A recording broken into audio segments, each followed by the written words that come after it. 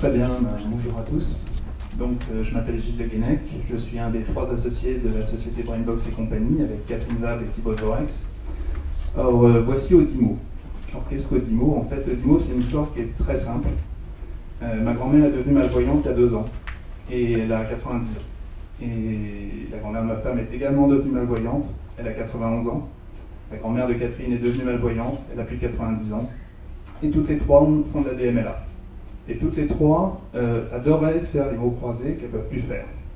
Donc, on s'est rendu compte que dans la journée, ces personnes s'ennuient énormément, parce qu'elles n'ont rien à faire. Donc, on a eu l'idée de cet appareil qui a pour vocation à aider les personnes déficientes visuelles, quel que soit le niveau de leur déficience, à avoir accès de manière extrêmement simple et très intuitive à des loisirs intéressants qui leur permettraient de s'occuper et également d'apprendre des choses. Alors cet appareil, on ne l'a pas conçu tout seul, parce que nous ne connaissions rien à la déficience visuelle et rien au grand âge. Parce que je ne vous apprendrai pas que la grande majorité des personnes déficientes visuelles sont âgées, voire très âgées. Donc en fait, ça a été un travail collaboratif depuis le départ. Le départ, c'était l'année dernière au mois de juin.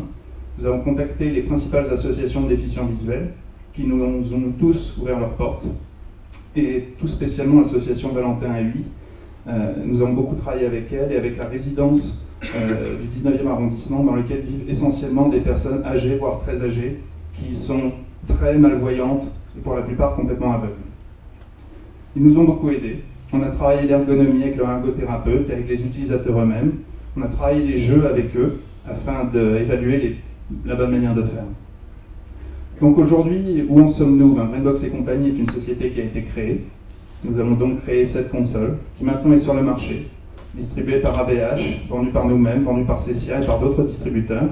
Et cet appareil, qui fonctionne par reconnaissance vocale essentiellement, permet véritablement à n'importe qui, quel que soit son âge et sa déficience visuelle, d'avoir accès à des jeux intéressants. De quels jeux je parle?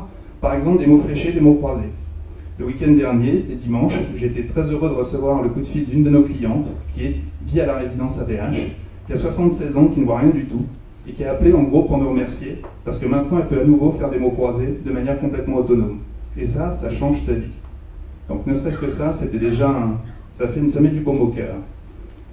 À côté de ça, cette console va bien au-delà. Et c'est aussi pour cette raison qu'aujourd'hui nous sommes primés par le pôle Charlefoix. Cette console va bien au-delà du jeu. Nous travaillons en fait sur un nouveau projet, qui est une cartouche de jeu qui s'insérera dans la console, et qui permettra de transformer cette console en radio fonctionnant par reconnaissance vocale. Alors pourquoi la radio? Il se trouve que nous avons fait une étude et il sort très clairement que la radio est un média fondamental pour les déficients visuels. Ils l'utilisent beaucoup. Le seul problème, c'est qu'aujourd'hui, les radios ne sont pas du tout adaptées au niveau de leur mode de fonctionnement. Changer une fréquence, c'est difficile. Régler un appareil, c'est difficile. Quand vous voyagez, c'est difficile. Tout est plus difficile quand on ne voit pas bien. Et en fait, avec cette console, avec la cartouche radio, en disant Europe 1, vous allez tomber sur Europe 1. En disant RTL, vous allez tomber sur RTL. Et en vous baladant au hasard de la bande FM, la première chose que vous entendrez quand vous tombez sur une fréquence, c'est sur quelle radio vous êtes. Et ça paraît simple, mais ça n'existe pas. La vocation de Brainbox et compagnie est de proposer des matériels avec une technologie certes, mais la technologie n'est pas l'important.